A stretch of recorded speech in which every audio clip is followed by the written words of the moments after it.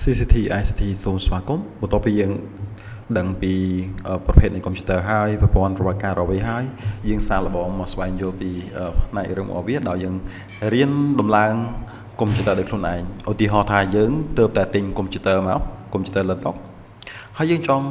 ដំឡើងវាឥឡូវយើងរៀនដំឡើងទាំងអស់គ្នាកុំឲ្យថាអីដូត្រាតែអ្នក IT បានគាត់អាចដំឡើងបានយើងមិនមែនជាអ្នក IT ក៏យើងអាចដំឡើងបានដែរ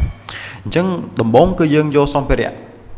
ទាំងអស់ដែលយើងទិញមកហ្នឹងកុំព្យូទ័រហ្នឹងយើងយកវាចេញពីក្រៅធុងសិនមកបន្តមកទៀតយើងចាប់ផ្ដើមយកខ្សែ VGA នេះមានរូបហ្នឹង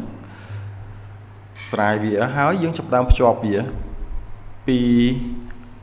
គូខាងក្រោយផ្នែកខាងក្រោយនៃmonitor ហ្នឹងភ្ជាប់វាទៅមកខាងទៀតយើងភ្ជាប់វាទៅធុងប្រព័ន្ធឬក៏system unit ហ្នឹងដែលមានរូបដូចគ្នាហ្នឹងហើយជំហានបន្ទាប់ទៀត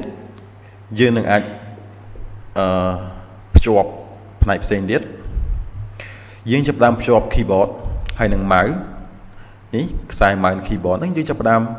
ដោតបញ្ចូលទៅក្នុងUSB port រុនរបស់ USB ហ្នឹងនេះតែមានរូបបែបនេះបន្តមកទៀតយើងចាប់ផ្ដើមភ្ជាប់ខ្សែ power ខ្សែភ្លើងទៅធុង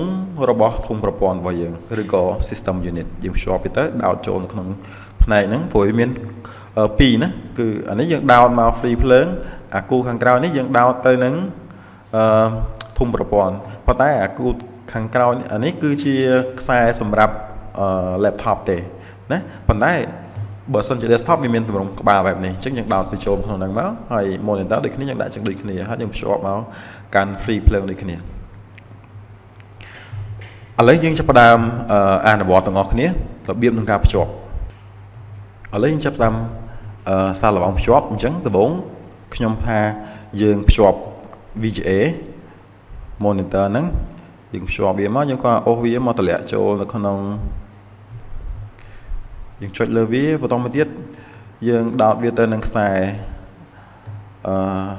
ផ្នែកខាងក្រោយនៃ VGA ហ្នឹងហើយយើងដោតខ្សែ power បញ្ចូលដាក់មកបន្តមកទៀតយើងដាក់ដោតជាមួយនឹងខ្សែ keyboard